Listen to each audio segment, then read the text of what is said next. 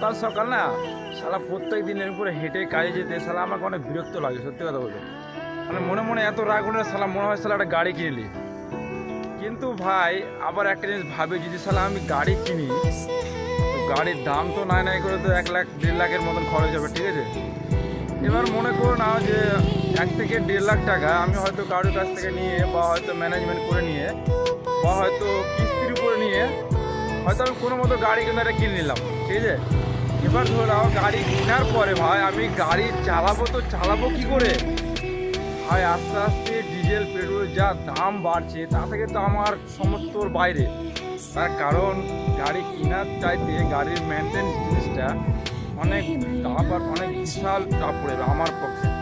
ভাই আমি তো ভাই একটা মধ্যবিত্ত পরিবারের ছেলে, কারণ আমার ক্ষমতা নেই যে আমি প্রত্যেক দিন 114-15 লিটার তেল কিনে গাড়ি চালানোটা আমার দ্বারা হবে না। তার কারণ আমি প্রত্যেকদিন সকাল সকাল উঠেছি যে আমি হেঁটে কাজে, তার কারণ আমাকে হেঁটে কাজে যেতে ভালো লাগে না, বাট আমি নিজেকে চেষ্টা করি যে আমার যাওয়াটা অনেকটা প্রয়োজন। কারণ আজ যদি আমি কাজে না বেরোই তাহলে হয়তো আমি যে 500 টাকা বা 600 টাকা দিনে রোজগার করি সেটা কিন্তু পাবো না, ঠিক আছে। সেটার জন্য আমাকে কাজে যাওয়াটা অনেক দরকার। আর যদি আমি আজ 1.5 লাখ টাকা দিয়ে গাড়ি কিনে নিয়ে যদি মাসে আমি এমআই যদি 3,000 টাকা করে ভরি, তাহলে তার চাইতে তো বেশি ভারী মনে হচ্ছে তেলের ব্যাপার, ঠিক আছে। আর আমাদের এখন ইন্ডিয়ার যা পরিস্থিতি তাতে দেখছি ভাই সাইকেল কিনা অনেক বেটার।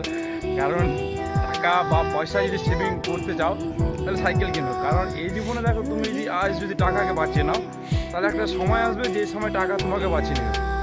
কারণ একটা জিনিস মাথায় তো খুব ভালো করে উঠেছে ভাই, টাকা থাকলে সম্মান আছে, টাকা না থাকলে এই জীবনে কিছুই নাই।